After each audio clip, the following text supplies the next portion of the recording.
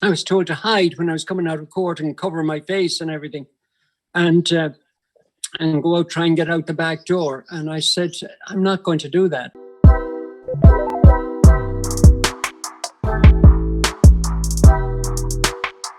Today, we're joined by Lydia Foy, whose legal challenges led to the Gender Recognition Act in 2015. Thanks to Lydia fighting for her rights, trans people in Ireland were finally legally recognised as the people they always were. We're delighted Lydia's joined us here today, and she has so much to tell us. Lydia, thank you so much for joining us today. We're delighted to have you.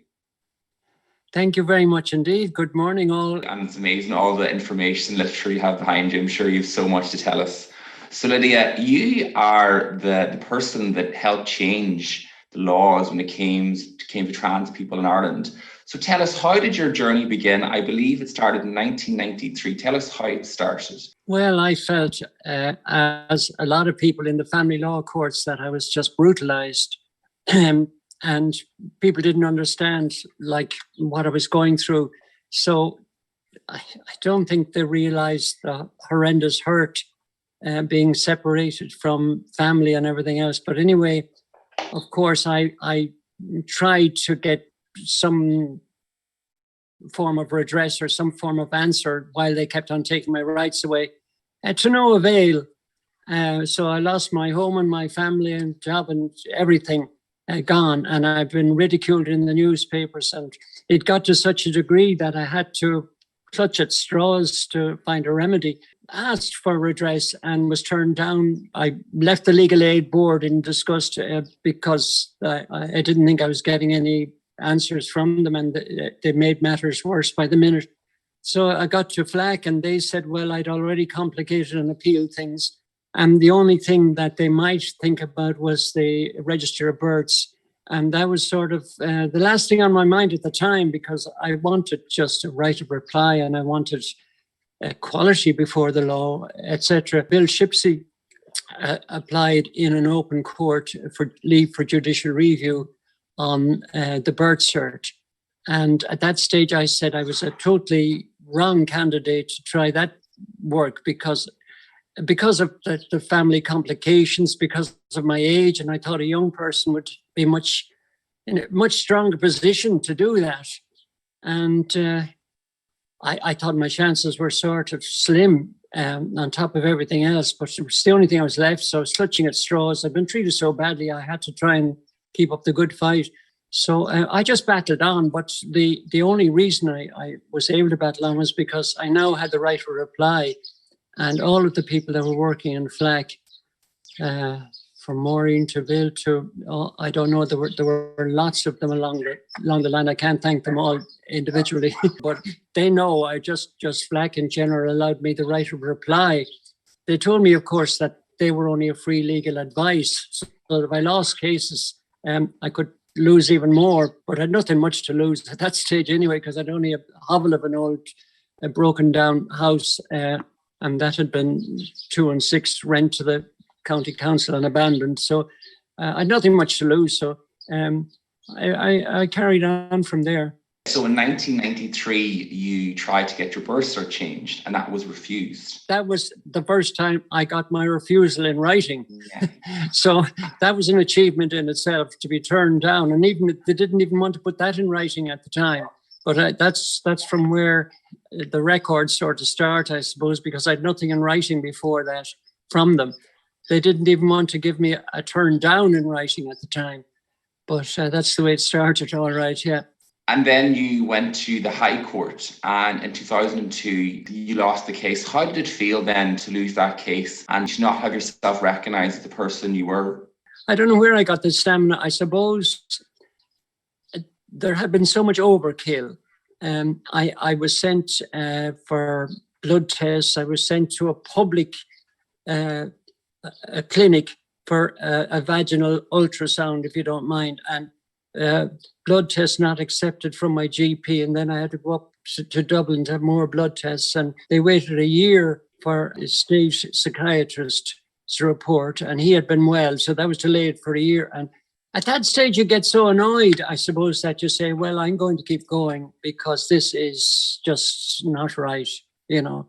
And at that stage, of course, it was getting bigger than me because there were so many other people. And there was even a Russian man. He was denied a work permit or something. He had gender surgery abroad, and they were linking it to the outcome of my case. And all of a sudden, my case was important for marriage equality generally.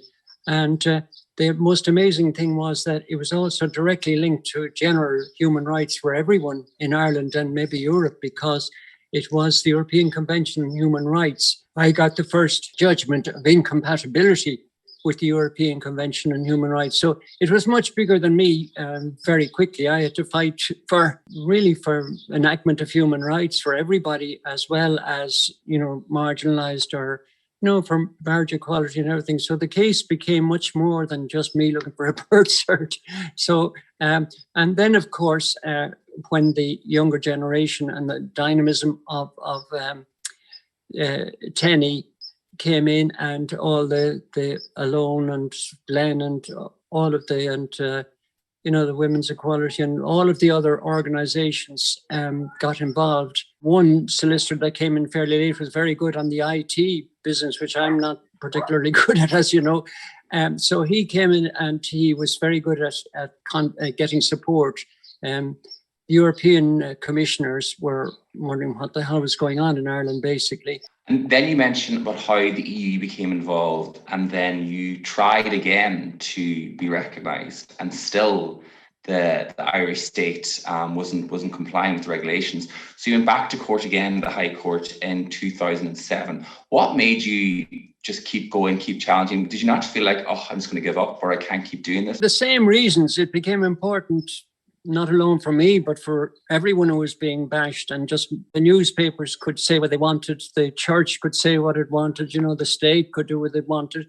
And some of the courts were closed without even a stenographer, which I thought was totally and absolutely wrong. So it was important to keep my old foot down as best I could. And now I got exhausted. I must say, just coming up to actually getting the first gender recognition cert in Ireland. I was mentioning Michael Farrell there was in the end, and he was he had more energy than I had at that time. I was just so exhausted that I think I said I was going on a holiday or something. He said, well, we're going to have to get your application in first. But anyway, the registrar was getting very empathetic at that stage and decided that they would, no matter what, keep number one gender recognition cert for me. So I will admit I was bloody exhausted at that stage, because when I was going to do it, maybe chicken out to some degree and just get as much as we could. But in the end, with the Tenny and the push from marriage equality and everything else, the general consensus was to go the full way and try and get better, easy access to gender recognition than even the rest of Europe, and not be beholden particularly to maybe British psychologists. It was a very, very tough road, because you were expected to stick to what they call the Benjamin principles, and that meant you had to live in role for 2 years and be happily gainfully employed and have no trouble, even if you were getting severe hormone treatment and you had to go for electrolysis and you hadn't tuppence halfpenny. You were meant to be, and then this business about enroll. On the one hand, families were telling you to be androgynous and not to be frightening people, which was totally crazy, because that was unsettling for people if you didn't just be yourself. So you weren't allowed, you had to look like a woman when you were talking to a psychiatrist, and look like nothing on earth when you were seeing the rest of the world. And this sort of game went on, and I was told to hide when I was coming out of court and cover my face and everything, and go out, try and get out the back door. And I said, I'm not going to do that. That's just, that's ridiculous. So then I decided I would just stick my head high and just wave my hand. And of course, I was called, you name it, every thing under the sun for doing that. Stuck up bitch, trying to turn Ireland into a psychiatric institution and you name it, embarrassed family and everything else. But I said, no, you can't have it every way, So that sort of became a bit of a trademark then, just, put on a brave face and try and carry on. I remember actually when I was young, watching you actually leave the courts. I must have only been a teenager at the time. And I remember, wondering what this was and what was happening. When they did pass the Gender Recognition Act in 2015, how did you feel when all your hard work and sacrifice finally led to this change in legislation? How did you feel? Well, I was delighted, but again, I'm very, very tired and just hoping that the final bits would be enacted properly.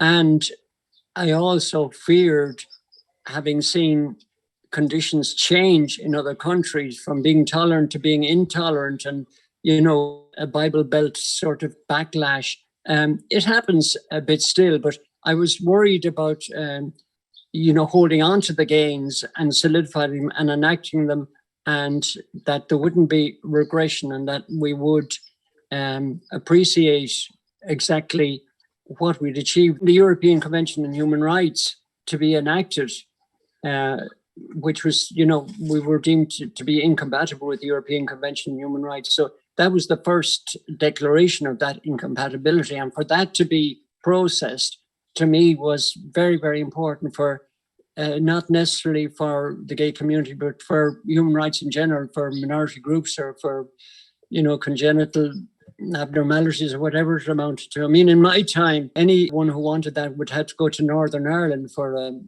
electron microscopic view of possible genetic disabilities. So all of those things were involved and fed into the mainstream of public awareness, because it's very hard to have public awareness if the press is not being informed. And so we had all of these wonderful new people that were able to at least try and get the right reply, as I had tried, but to try it in a more modern way through the internet and through Europe.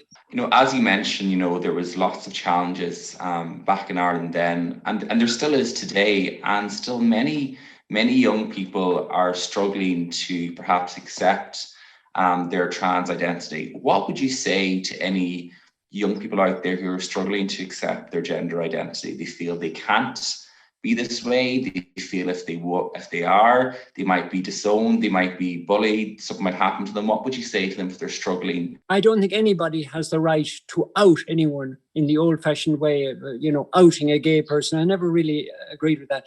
But I think that if you're going to out somebody, it is your responsibility to support them all the way. That's how I look at it. But I would say get a journal, get a photocopier, talk to anyone who knew your true self and can sort of give you that support. Try not to delegate. So if you think that somebody mightn't understand, don't really rely on anybody else to explain. But the organizations now are so good that they might be able to help you talk with your parents in a group meeting. So Tenny and all of these folks now are wonderful in that they can involve parents in a non-judgmental sort of way. And of course, you can think about adolescence and hormone blockers and very much more modern approaches to things. You're not on your own, but try not to delegate, treasure the good friends you have, and respect that. If someone has been brave enough to come out and they say, this is who I am, but their parents are struggling to accept that, what would you say to those parents? Try and just de-escalate. Don't try and get it non-confrontational as possible. Have a word with a sympathetic GP or an uncle or whatever, but the organization now will facilitate information. And sometimes people who don't like to see a change or difference or whatever are quite reluctant to be properly informed. It's sort of, I know enough and I'll throw a stone from a distance. So the thing is to gently lull them into seeing the diversity that's there, and that the end of the world doesn't come because somebody has, whatever it is, a pink shirt when they should have a blue one or whatever. So to try and just, not panic, not necessarily go in and just blurt everything and, especially if there's, say, a dad or a mum or something that would find it very, very difficult, just gently lull it in. And you might get some advice from Tenny and from friends how to do it. And go sort of say, well, when I was young, I had, I didn't have any boyfriends or girlfriends. And did you not think that was a little bit strange? And, just little remarks for a while. And just add to that. Also, as I said, treasure any people that are non-judgmental and try and if they give you the right reply, try and inform them as best you can. And everyone you do that to and with is progress. And you get to a saturation point if you're patient. And you have to have patience because it can be very, very difficult for anyone. And it's even the whole process, if you're having reassignment surgery or whatever, there's nothing easy about it. So accept that and they'll accept it and take your time.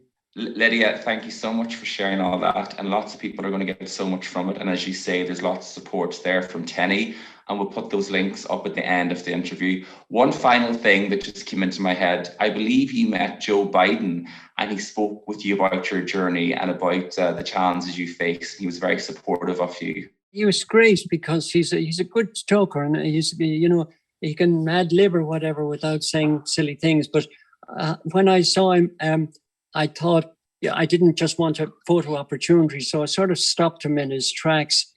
And I said, I was European Person of the Year, whatever, just to make sure that I had an actual connection to a person. And he says, oh, I know. And I said, there's something I gave your assistant there. I was at an actual Pride March in Florida. And it was the last one before marriage equality. But some of the transgender folks there were under pressure, and I just had a little bit of information from them, and I wanted to make sure he got it. Of course, his minders didn't want me to give him anything directly, and then he says, oh, well, we better get this photograph. And he says, this is not going to do your reputation any good. And that he knew that I wasn't just a number on his list to shake hands with, which I found quite refreshing. Lovely to see that he came in time for, even he's already helped people in the army and everything in the States. The minute he got in, he tried to redress a lot of the damage that had been done there. So I was quite pleased that he got in. Thank you so much for joining us today, and thank you for all the stories and anecdotes you said, and thank you for fighting for trans people in Ireland and making a better place for trans people to live. Well, thanks, Donald, and thanks, Sarah. And a lot of work went into this because I'm no IT whiz kid, so thank you all very much.